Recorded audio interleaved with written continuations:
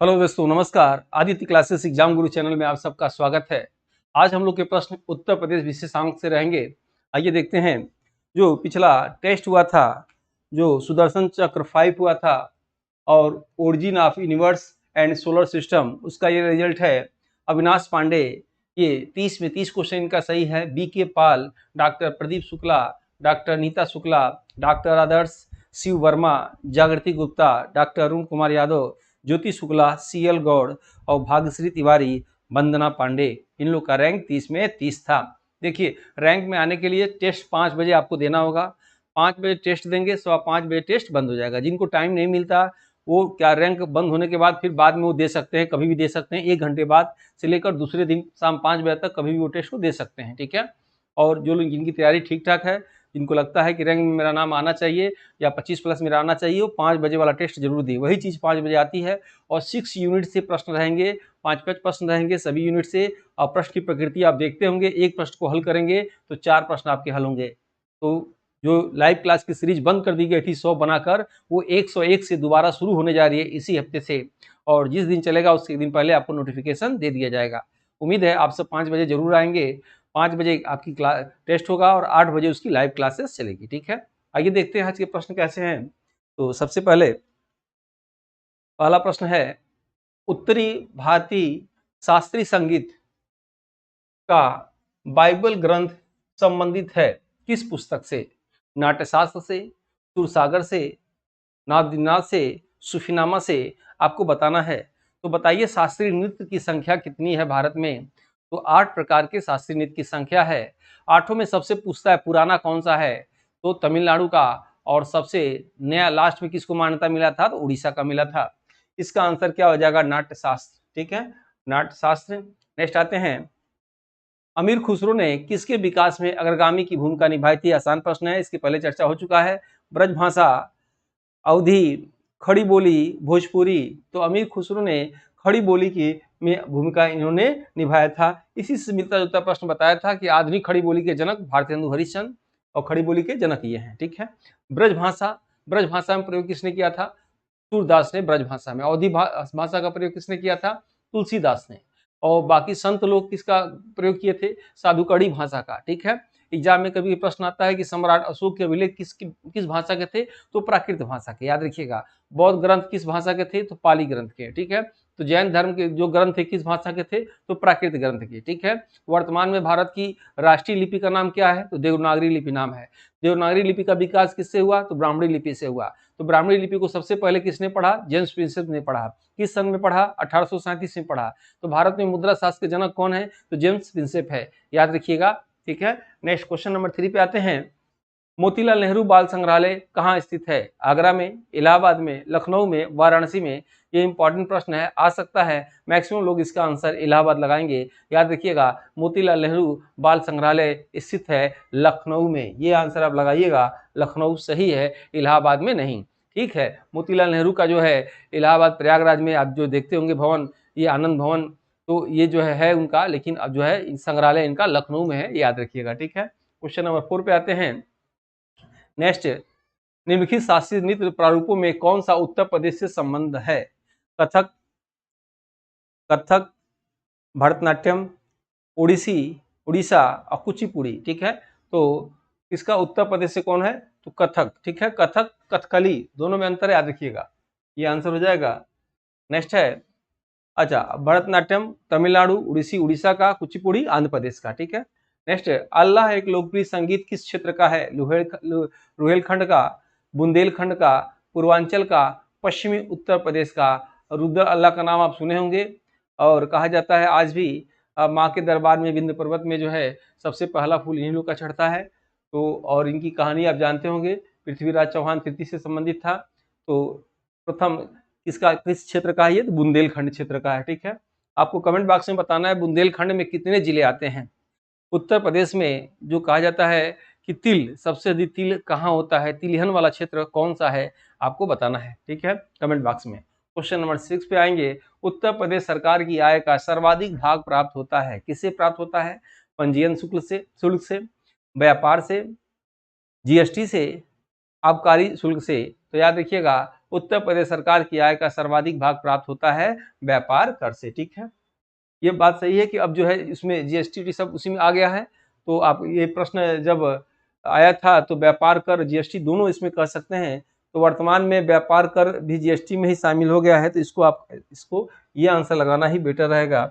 ये याद रखिएगा, जीएसटी से। ठीक है, सबसे अधिक किससे होता है? जीएसटी से। ठीक है, सबसे अधिक आय का स्रोत क्या है? जीएसटी। नेक्स्ट लगा दीजिए, उत्तर प्रदेश के निम्नलिखित में से कौन सा जिला संतरे का सर्वाधिक उत्पादन करता है? फर्रुखाबाद, लखीमपुर, सहारनपुर, बलरामपुर। देखिएगा, भारत में सबसे अधिक संतरा नागपुर में होता है, याद रखिएगा, और उत्तर प्रदेश में सबसे अधिक संतरा सहारनपुर में होता है। उत्तर प्रदेश का सबसे उत्तरी जिला अगर आपके एग्जाम में पूछे तो सहारनपुर लगाइएगा। उत्तर प्रदेश का सबसे दक्षिणी जिला पूछे तो सोनभद्र लगाइएगा। उत्तर प्रदेश का सबसे पूर्वी जिला पूछे तो बलिया लगाइएगा, और सबसे पश्चिमी जिला पूछे तो शामली लगाइएगा। उत्तर प्रदेश की आकृति शेर की आकृति जैसा है। उत्तर प्रदेश का वह जिला जो मध्य प्रदेश से 3 ओर से घिरा हुआ है, ललितपुर। यूरेनियम कहाँ मिलता है? ललितपुर में। ठीक है, ये प्रश्न क्या कर रहा है? किस जिले में संतरा अधिक होता है? तो सहारनपुर में। कागज भी यहाँ अधिक होता है, प्लाई भी होता है। यह आपसे पूछेगा उत्तर प्रदेश का वह जिला जो हिमाचल प्रदेश से स्पर्श करता है, तो यही कौन सा? सहारनपुर। ठीक है, देवबंद स्कूल पूछता है कभी कभी एग्जाम में, देवबंद स्कूल का संबंध उत्तर प्रदेश से किस जिले से है? तो सहारनपुर से है। मौलाना अबुल कलाम आजाद जो है देवबंद स्कूल में पढ़े थे। ठीक है, 8वां प्रश्न नेक्स्ट देखते हैं, उत्तर प्रदेश का परीक्षाबाद किस नदी पर स्थित है? परीक्षाबाद देखिए, परीक्षा में आप घबरा नहीं जाएंगे।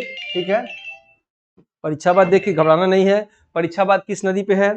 तो परीक्षाबाद याद रखिएगा आपका बेतवा नदी पे है। ठीक है, बेतवा नदी वाला आंसर क्या होगा? सही हो जाएगा। ठीक है, आंसर ये है। ठीक है, नेक्स्ट आते हैं, निम्नलिखित में कौन सुमेलित नहीं है? गंगा, वाराणसी, गोमती, सुल्तानपुर, कोसी, गोरखपुर और सरयू, अयोध्या। आसान प्रश्न है। कोसी जो है गोरखपुर में, ये गलत है। यानी कोसी कहाँ है? बिहार में है। बिहार की शुक्र नदी कोसी के नाम से जानी जाती है। कोसी नदी के विषय में एक और अक्सर एग्जाम में प्रश्न आता है कि वह नदी जो अपने मार्ग परिवर्तन के लिए जानी जाती है, बहुत तेजी से ऐसे मार्ग हर साल बदल देती है। बिहार के विकास को रोकने के लिए यही कोसी जिम्मेदार है, क्योंकि मार्ग परिवर्तन में नंबर 1 नदी कौन सी है? कोसी नदी, जो बिहार की शोक नदी के नाम से जानी जाती है। गोरखपुर वैसे राप्ती नदी किनारे है। राप्ती नदी का प्राचीन नाम अचिरावती नदी है, याद रखिएगा। अचिरावती नदी किसका नाम है? तो गोरखपुर, श्रावस्ती, ये सब क्या है? राप्ती नदी के किनारे हैं। ठीक है, उसके बाद गोमती, सुल्तानपुर आप जानते होंगे, फुल्लर झील पीलीभीत से निकलती है गोमती नदी, और वहां से आती है गोमती कहाँ?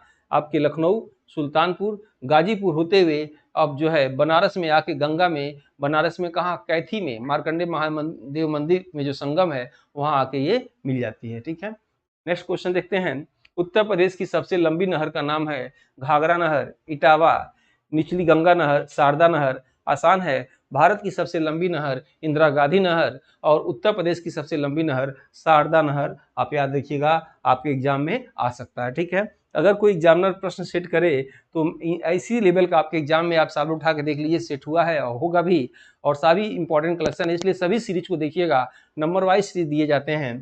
निम्नलिखित नगरों में कौन गंगा के दाहिने तट पर स्थित नहीं है? ये प्रश्न बार बार रिपीट करता है, यानी बाएं तट पे है। पटना, हरिद्वार, वाराणसी और कानपुर। तो आंसर क्या होगा? वाराणसी। और याद रखिएगा, कहा जाता है सबसे प्राचीन नगरी, विश्व की सबसे प्राचीन नगरी वाराणसी है। वाराणसी शहर को भोलेनाथ शिव अपने त्रिशूल पे रखते हैं, और पूरी सृष्टि जब नष्ट हो जाती है, लेकिन वह वाराणसी को रोके रहते हैं, दोबारा वहीं लाके स्थित कर देते हैं।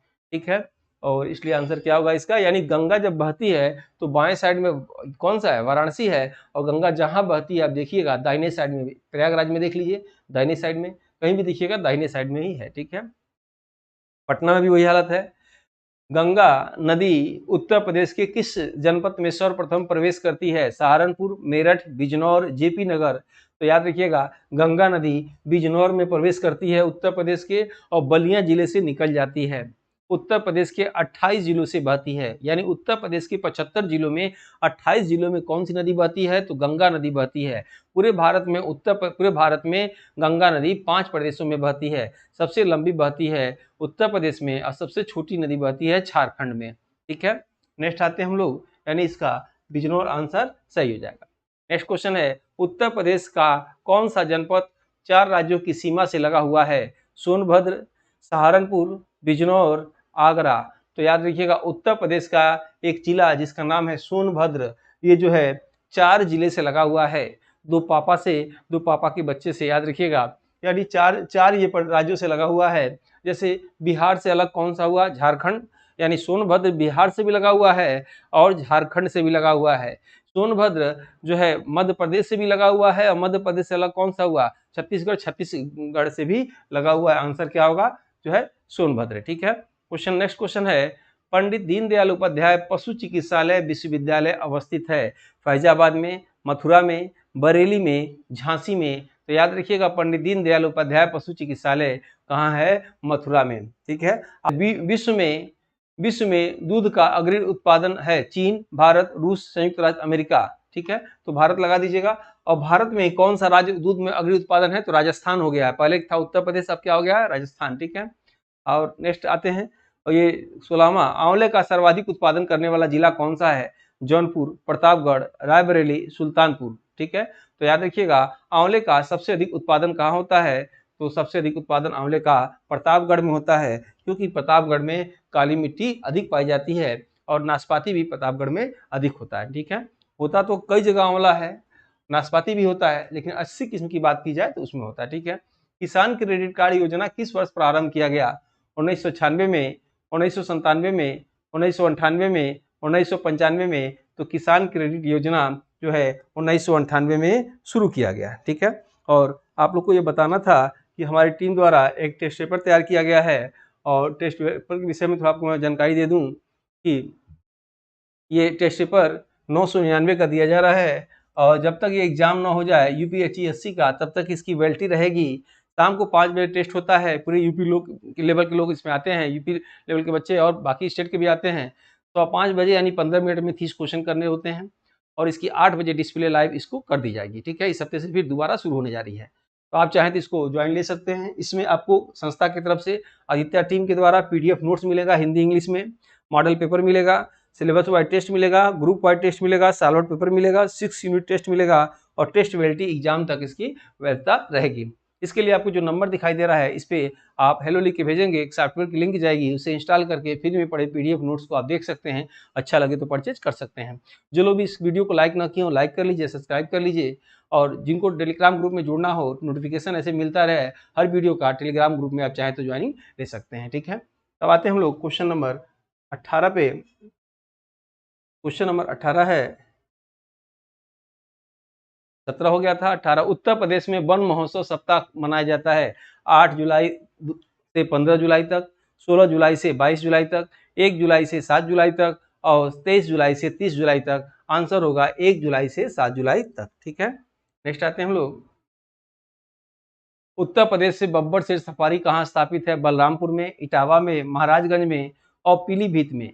याद रखिएगा उत्तर प्रदेश में बब्बर शेर सफारी कहाँ स्थापित है? तो बब्बर शेर सफारी इटावा में स्थित है।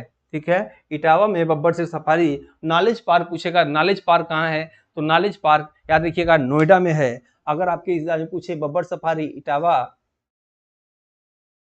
तो पूछेगा कि बब्बर सफारी कहाँ है? तो इटावा। नॉलेज पार्क कहाँ है? तो गौतम बुद्ध नगर, नोएडा। ठीक है, हाथी का हॉस्पिटल पूछेगा तो मथुरा लगाइएगा। ठीक है, मेरठ नहीं, हाथी हॉस्पिटल कहाँ है?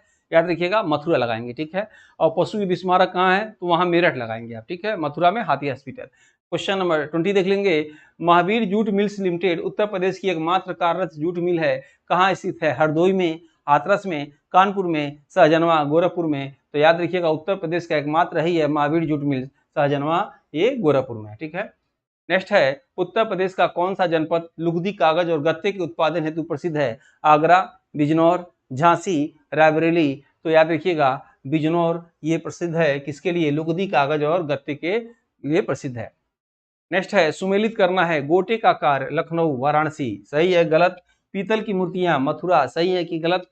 ताले ताले सबसे अधिक कहाँ? अलीगढ़ में। सही है कि गलत? बेत की छाड़ियाँ वाराणसी। सही है कि गलत? तो याद रखिएगा पीतल, पीतल कहाँ? मथुरा नहीं, कहाँ? मुरादाबाद। ठीक है, आप उत्तर प्रदेश के जिलों के विषय में जानते होंगे, एक नज़र में 2 मिनट ध्यान से सुन लीजिए। अक्सर कभी कोई प्रश्न इसमें से आते हैं, जैसे पूछेगा पीतल नगरी, तो पीतल नगरी मुरादाबाद कहा जाएगा। ताला नगरी अलीगढ़, तो चाकू नगरी रामपुर।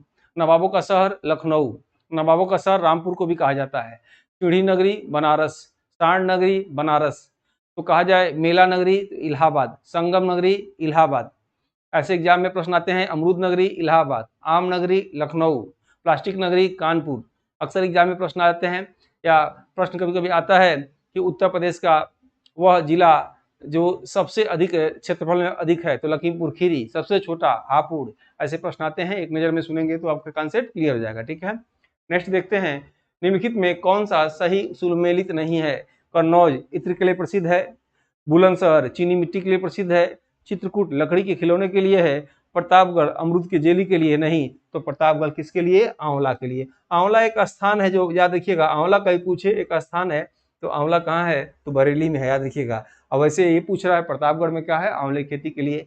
नेक्स्ट क्वेश्चन है, जनगणना 2011 के अंतिम आंकड़ों के अनुसार निम्नलिखित में से उत्तर प्रदेश के किस जनपद की जनसंख्या न्यूनतम है? तो सबसे कम जनसंख्या महोबा, याद रखिएगा, और सबसे अधिक जनसंख्या इलाहाबाद का, याद रखिएगा, प्रयागराज का, याद रखिएगा। ठीक है, नेक्स्ट है, 11 की जनगणना के अनुसार उत्तर प्रदेश के निम्नलिखित जनपदों में किसमें महिला साक्षरता दर सबसे कम है? सबसे कम साक्षरता कम कहाँ है? श्रावस्ती में, और याद रखिएगा, और सबसे अधिक कहाँ है? आप कमेंट बॉक्स में लिख के बताइए, इसके पहले वीडियो में बता चुके थे। निम्नलिखित संगठनों में कौन उत्तर प्रदेश में उद्यमियों को उद्योग और उद्यम लगाने हेतु सहायता प्रदान करता है? उत्तर प्रदेश राज्य वित्त निगम, उत्तर प्रदेश राज्य औद्योगिक विकास प्राधिकरण, मूल संरचना औद्योगिक विकास विभाग और उद्योग बंधु, तो उत्तर प्रदेश राज्य वित्त निगम ये करता है। नेक्स्ट है, उत्तर प्रदेश कृषि अनुसंधान परिषद स्थित है वाराणसी में, झांसी में, कानपुर में, लखनऊ में। उत्तर प्रदेश का पूछेगा तो लखनऊ लगाइएगा, लेकिन यही प्रश्न ऐसे आ जाए भारतीय कृषि अनुसंधान परिषद कहाँ है? तो नई दिल्ली लगाइएगा, दिल्ली लगाइएगा। ठीक है, उत्तर प्रदेश के किस जिले में यूरेनियम पाया जाता है? यूरेनियम तांबा कहाँ? झांसी, मिर्जापुर, ललितपुर, हमीरपुर। तो यूरेनियम तांबा याद रखिएगा कहाँ? ललितपुर में, यानी उत्तर प्रदेश का वह जिला जो 3 ओर से मध्य प्रदेश से घिरा है, ललितपुर है, याद रखिएगा। ठीक है, नेक्स्ट है, उत्तर प्रदेश में कोयले का भंडार पाए जाते हैं विंध्य क्षेत्र, सिगरौली क्षेत्र, बुंदेलखंड क्षेत्र और उपरोक्त सभी। तो याद रखिएगा, वैसे सिगरौली क्षेत्र होगा, सिगरौली क्षेत्र उत्तर प्रदेश में भी पड़ता है और मध्य प्रदेश में भी पड़ता है, इसमें कंफ्यूजन मत पालिएगा, यानी कोयला इस क्षेत्र में मिलता है। ठीक है, और उत्तर प्रदेश में स्कूल ऑफ पेपर टेक्नोलॉजी स्थित है अलीगढ़ में, गोरखपुर में, मुरादाबाद में, सहारनपुर में। तो आंसर हो जाएगा सहारनपुर में, ये आपका स्थित है। ठीक है, तो इसी के साथ आज का पेपर ये जो है क्वेश्चन समाप्त होते हैं। मिलते हैं हम लोग नेक्स्ट वीडियो में। जय हिंद, जय भारत।